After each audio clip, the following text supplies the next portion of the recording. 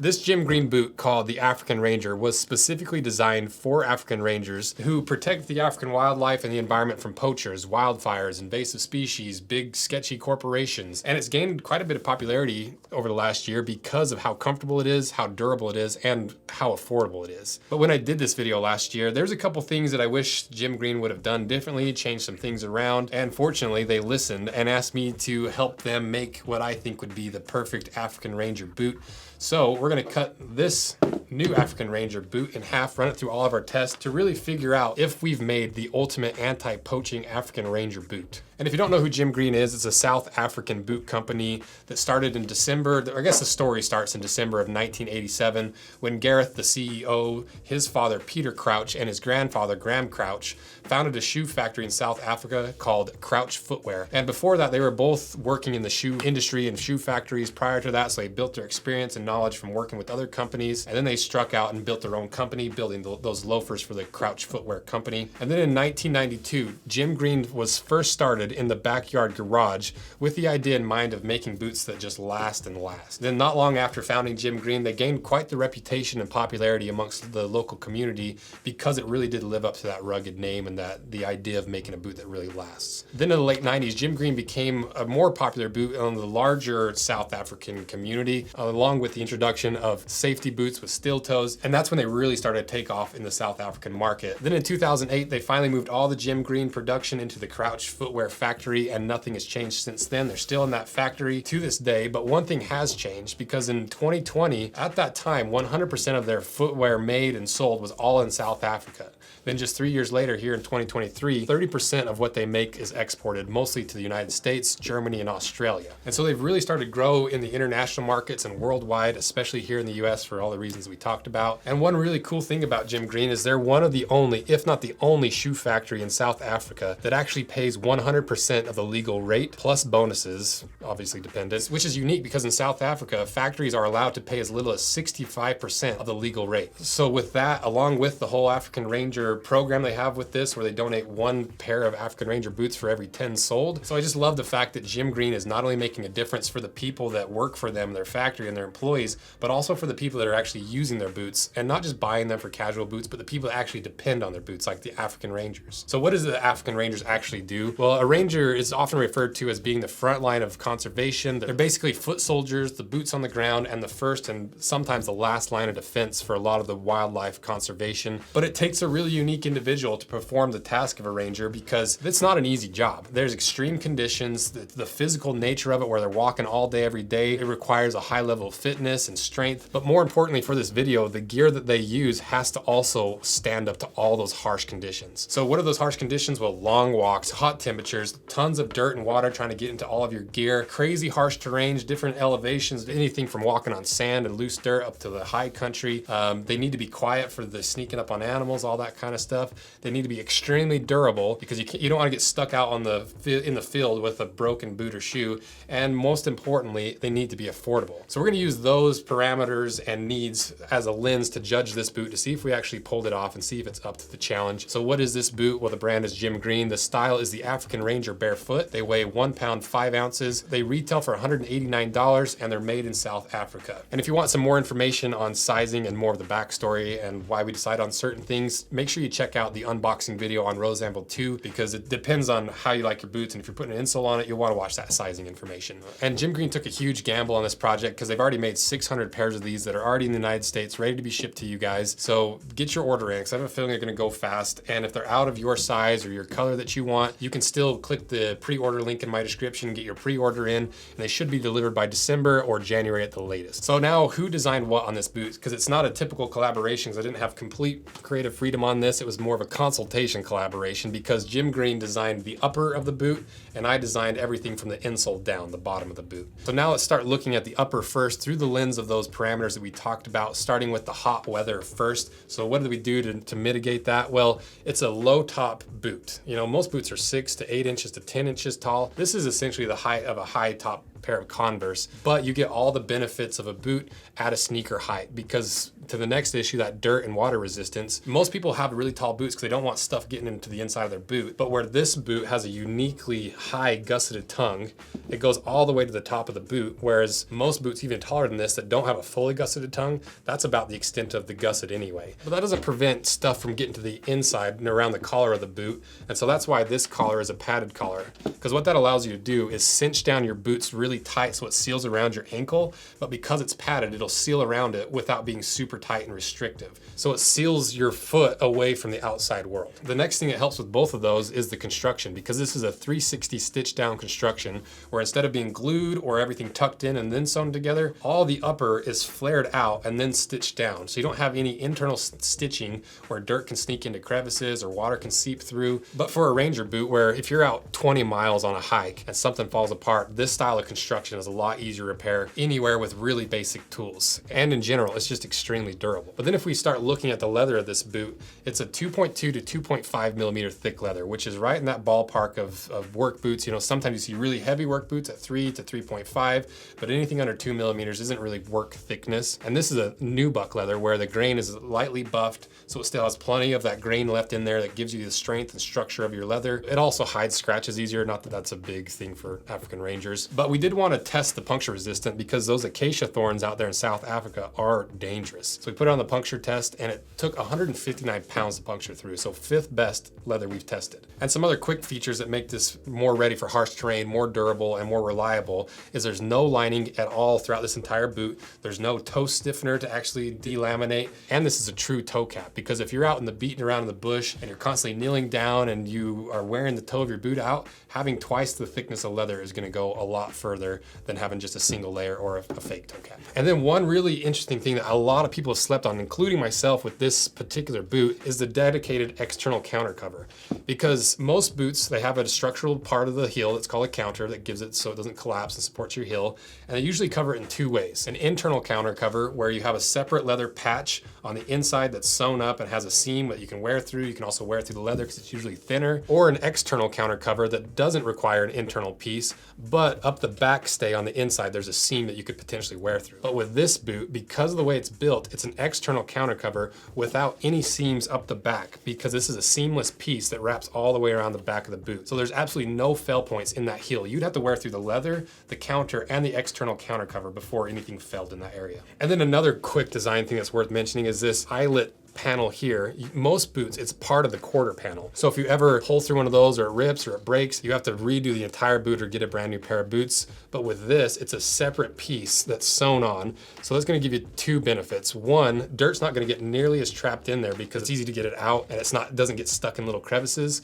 And if you ever happen to pull through this or it breaks or you have any issues with it, instead of throwing the whole boot away, you just put a new piece on. There are some things to consider with this particular design and these attributes that are baked into it, because you're still not gonna be as protective as a taller boot. You're still not gonna have as durable of a boot as like a $600 work boot. You know, balancing some of these other features in like the breathability, the simplicity, you do lose a few things that are worth considering. But this boot was designed through the lens of an African Ranger and their specific needs, which include my part of the boot, which is the lower bit of the boot. And for this whole concept, I really wanted to focus on the foot health, because the most important tool an African Ranger has is their body and their feet, because everything else can be replaced, everything else can be fixed. But if your legs and your feet aren't working, you don't work as an African Ranger. And a huge part of their job is just walking all day, every day. So for my part of the boot, I really wanted to prioritize the durability, comfort, and specifically foot health. So the first thing I wanted to do was change the material of the insole from this more matted fiber material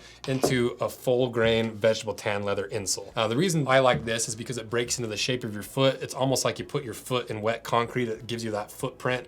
So it's gonna give you a really stable and durable, comfortable feel. That's never gonna be as comfortable as foam, but because of that contouring, it's surprisingly comfortable. When your foot is in this, your foot does not touch a single bit of synthetic material. All the way around your foot is leather. There's no synthetic anywhere, which makes this boot extremely durable, less fail points, it smells less, and that's why the hardest working boots in the world have leather insoles and wrap your foot in leather for those exact reasons. And I think this is one of the only, if not the only boot that you can buy under 200 bucks that has a full leather insole like this. But one thing I wanted to do that's completely different than those heavy duty Pacific Northwest work boots was focus on the wide toe box, because we learned a lot of the benefits of a wide toe box and a natural toe box during the Barefoot series.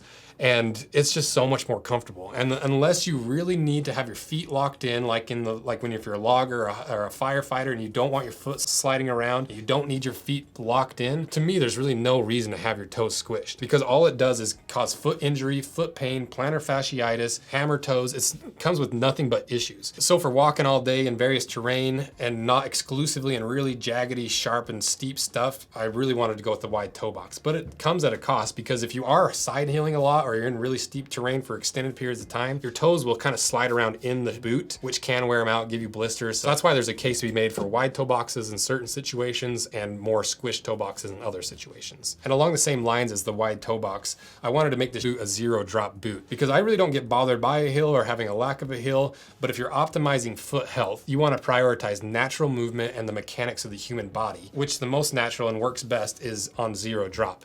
And like the wide toe box versus narrow toe box, there's claims on either side. The heel is good for this and that. Zero drop is good for that.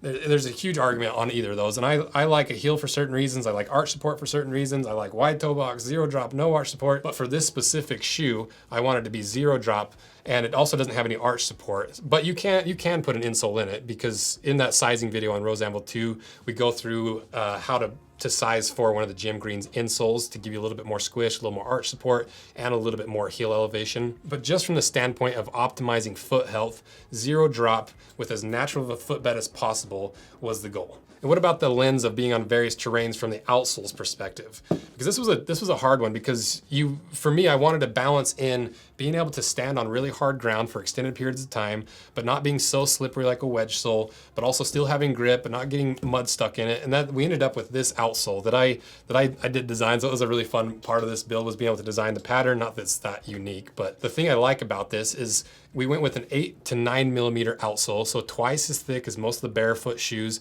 and about as thick as most wedge soles and other soles at the forefoot, all the way across the shoe. And so you get the squish of a softer outsole with the durabilities of this toe and heel bumper, with the grip of the lugs. And is it going to last as long as a V100 outsole or some of these really hard rubber ones? Not even close. That's part of the downside of balancing some of these things. If we really want it to last forever, we do a really hard outsole, but it's going to be a pain to walk in. And I wanted to balance in comfort for standing all day and walking all day. But that's part of why we made it 8 millimeters thick, so you have plenty of material to wear through while still balancing some of that ground feel, because those Barefoot shoes and boots were like 2 to 4 millimeters thick of outsole. And there's this whole thing where they love being able to feel everything underneath their foot. But if you're working in these or you're needing them as a piece of equipment for long days, I do not want to feel every single twig and crack in the sidewalk. I want some barrier from the ground. So that's how we ended up with this 8 millimeter outsole. And the nice thing about this is if and when you wear through this, you should be able to take it to any reputable cobbler and they'll be able to repair this in less than an hour, because all they have to do is peel this old outsole off and then glue a new one on. Because the way we did the midsole was prioritizing adhesion of the outsole to the midsole. Because there's a lot of brands out there that will glue rubber to leather, which does bond really well. But once you're really beating these around and the temperature changes, the humidity changes, they get wet, they get dry, leather's going to expand and shrink at a different rate than rubber will, which causes that glue to fail, and then all of a sudden your boot's delaminating. And if you're out in the back country and you have your outsole delaminate, it's going to be tough. And so at least if that does happen, you have that rubber midsole to rely on. But more importantly, rubber to rubber glues a lot stronger and it expands and shrinks at the same rate. So the possibilities of delamination are decreased a good amount by gluing the outsole to a rubber slip sole. And also gives you a little bit more separation from the ground, so you can still feel the ground without the whole Barefoot thing of feeling every twig and crack in the sidewalk. And then to the last goal, making this boot affordable, the way we did that was pretty clear. We just removed all the unnecessary bits and kept the vital bits as high quality as possible, because it's pretty rare to find a boot under 200 bucks as a leather insole, full leather upper, all these components. And I think that's because we designed this boot through the lens and the crucible of the needs of an African Ranger. So it makes this boot crazy versatile for anything from casual wear to hunting, camping, sneaking up on animals, work, because all those features are baked into this boot, which make it extremely versatile and affordable. So now let's cut this thing in half so we can see all the layers and see if we pulled off the perfect Ranger boot.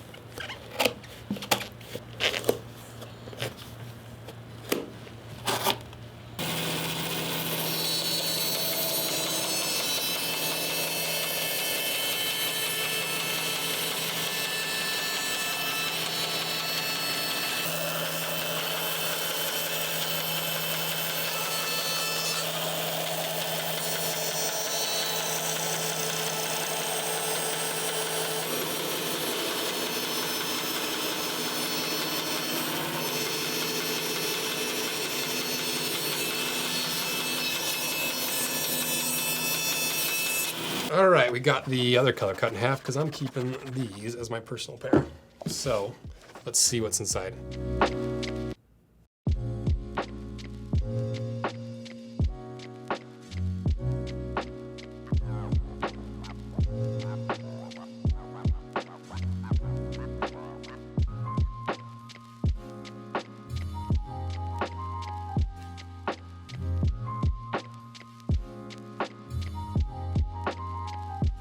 So now you can see that 2.5 millimeter sock liner that we didn't talk about, just to give you a little extra material at your heel to give you a little more support and comfort and compression. You can see that 3 millimeter veg tan insole, a 2.5 millimeter rubber slip sole, and that 8 millimeter outsole. And I love the simplicity of this boot. I love when you see a cross section, it's just this clean and simple, because that usually means more durable, less failure points, because we've removed all the fluff, all the gimmicks. It's just the bare essentials to make this boot work how we wanted it to work. Which also helps with that affordability issue, because most of those guys cannot afford a $600 work boot. And if you didn't know, 50% of the Rangers don't have access to sufficient boots and gear, and over 40% of them are required to purchase their own boots. And that's why I love that Jim Green has that Ranger program. For every 10 African Rangers sold, a pair of boots gets donated to a real African Ranger. And to put it in perspective, at this point, they've donated well over 1,000 pair of boots for free to real African Rangers because of this program. So did we pull off the ultimate African Ranger boot? I think we did, and I'm really happy how it turned out, but obviously I designed it and I'm biased towards it. And there are some caveats you have to consider. But is it the perfect boot ever made? No, it's not, but the idea is to use the lens of an African Ranger and their specific needs to make a really unique and interesting boot that fills a hole in the market, especially in this barefoot world where you just can't get a zero drop wide toe box boot with any amount of thickness protecting you from the ground that most people actually need. And it's not without its flaws, because it's not gonna be the most durable boot in the world. It's not gonna give you the most arch support. The outsole being 8 millimeters thick isn't gonna last as long as a big old chunky vibrant V100. So it's not the perfect boot for all situations. And there's certain aspects you have to consider when buying this boot, but for this lens of the perfect African Ranger boot, I think we did it. I think it turned out really good. I'm really happy with it. It's really cool, it's comfortable, and it fills that need for me of a boot that just is as natural and anatomical as possible while still being a boot. And I love it. So let me know what you guys think, what you would have changed, what your opinion is of this, and check them out via the link in my description. Like I said, there's only 600 that are available in stock right now. The rest will be on pre-order, so if they're sold out, use the pre-order link and watch that Rose Anvil 2 video for sizing. You'll want to do that, I promise. And thank you guys for supporting these collaborations. They're my favorite thing to do. I get to convince these brands to make a boot that doesn't exist on the market, that fills a hole that we have all wanted. At least for me, I wanted a boot like this for really long. And that your guys' support allows me to do that. And so I'm very grateful for everything you guys do, supporting these collaborations and the brand and the channels that we do, because it's so fun. It's a dream job for me, so thank you guys. See ya.